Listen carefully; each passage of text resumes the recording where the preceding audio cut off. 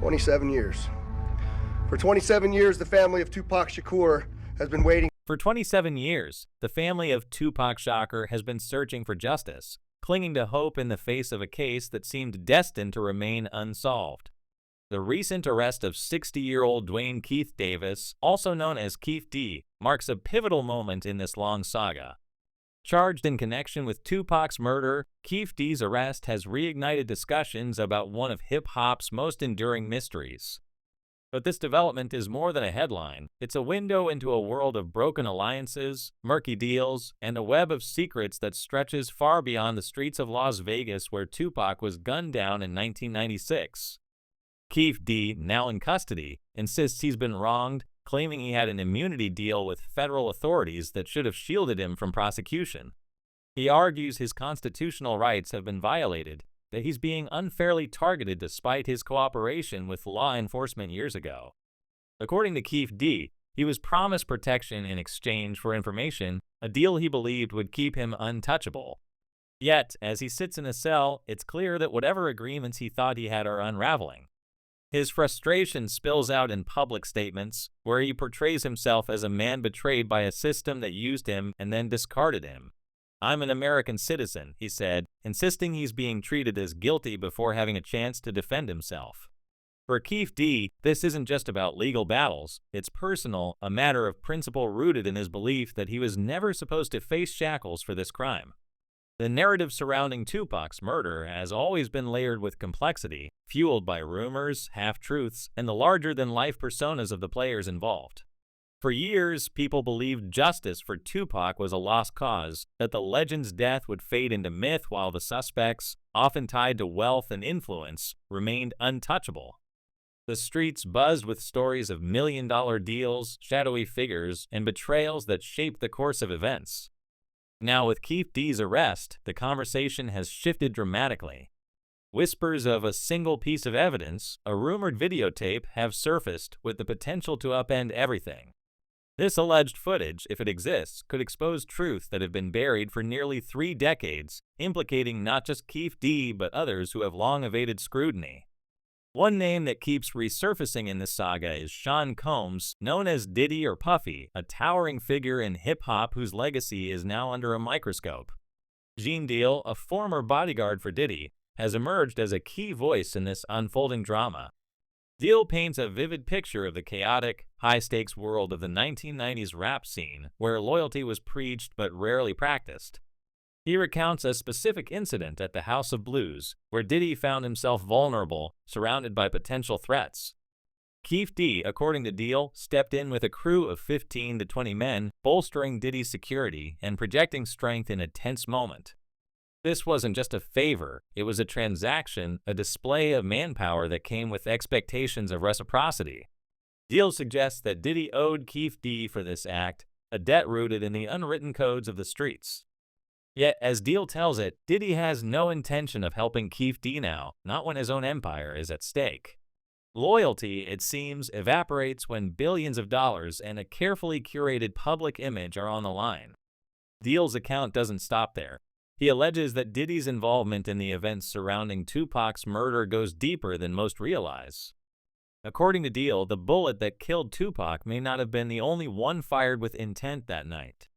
He hints at a larger conspiracy, suggesting that the real target might have been Diddy himself, with Tupac and Biggie Smalls, another rap icon killed in 1997, caught in the crossfire of a broader power struggle. Deal's words carry weight because he was there, navigating the same dangerous circles as these industry giants. He argues that Tupac and Biggie's deaths weren't just the result of a rap beef gone wrong, but part of a calculated effort to control the direction of hip-hop. Both artists, Deal claims, were too influential, too revolutionary to be allowed to steer the industry in a way that threatened the status quo. Their deaths, in this view, were convenient for those who benefited from a more compliant, controllable rap landscape. The idea that Tupac and Biggie were collateral damage in a larger scheme isn't new, but it gains traction with every new revelation. Deal's testimony aligns with long-standing rumors that Diddy may have played a role in orchestrating the violence, either directly or indirectly. An informant from 1997 reportedly told investigators that Diddy had hired members of the Southside Crips, including Keefe D, to eliminate both Tupac and Suge Knight, the head of Death Row Records. The plan, according to this source, was initially set to unfold at a Las Vegas nightclub owned by Suge, but the hit was executed earlier, on the night Tupac was shot. Keefe D himself later corroborated parts of this story, admitting to receiving a substantial payment, allegedly $1 million, for his role. These claims, combined with Deal's assertions, paint a damning picture of a music industry where power and profit trumped human lives. The investigation into Tupac's murder has been plagued by missteps and controversies from the start. Bobby Ladd, a former Compton police officer, points to one of the most egregious errors: the decision by federal authorities to offer Keefe D what he believed was an immunity deal. This deal, Ladd argues, was a mistake that muddied the waters and allowed key players to evade accountability. Instead of coordinating with Las Vegas police, who had jurisdiction over the case, federal investigators acted unilaterally, granting Keefe D a deal that gave him the confidence to speak freely, perhaps too freely.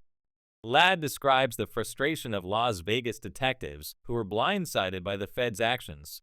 "If that was my case," Ladd says, imagining himself as a Las Vegas homicide detective, "I'd go crazy." The immunity deal, in his view, was a reckless move that prioritized short-term gains over long-term justice, creating loopholes that allowed suspects to slip through the cracks.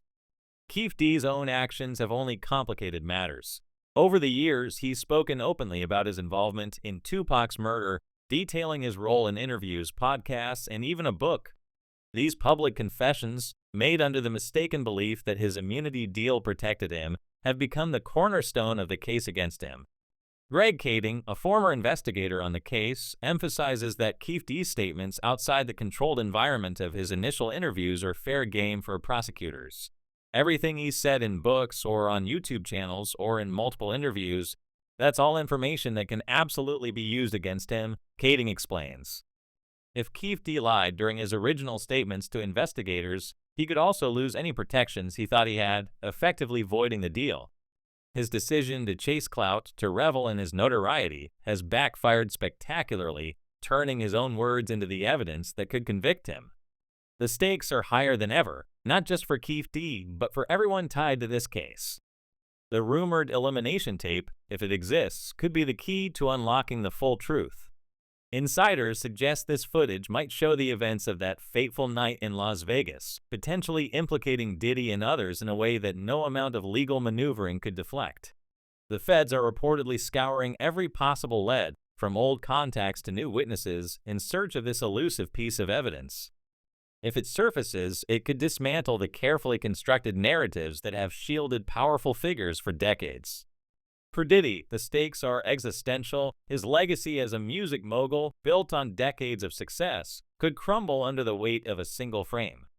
Tupac's brother, Maprine Shakur, has also weighed in, expressing skepticism about the investigation and the motives of those involved.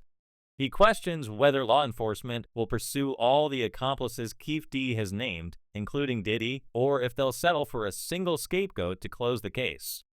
Maprine's frustration reflects a broader distrust of the system, one that has failed his family for nearly 3 decades. He points out that Keefe D's public statements, particularly those implicating Diddy, raise more questions than answers. Law enforcement has a job to do, he says, but he doubts they'll follow through on holding everyone accountable. His words echo Tupac's own warnings about a world driven by greed and self-interest, where justice is often secondary to power and profit. Tupac himself spoke prophetically about the forces aligned against him. In interviews, he described a world obsessed with wealth and control, where revolutionary voices like his were seen as threats. He called out the hypocrisy of a system that claimed to value equality but perpetuated inequality, particularly for black communities. "This world is such a gimme, gimme, gimme," he said, critiquing the relentless pursuit of power that crushes those who challenge it. Tupac saw himself as a voice for the marginalized, someone who could inspire change, but he also knew that made him a target.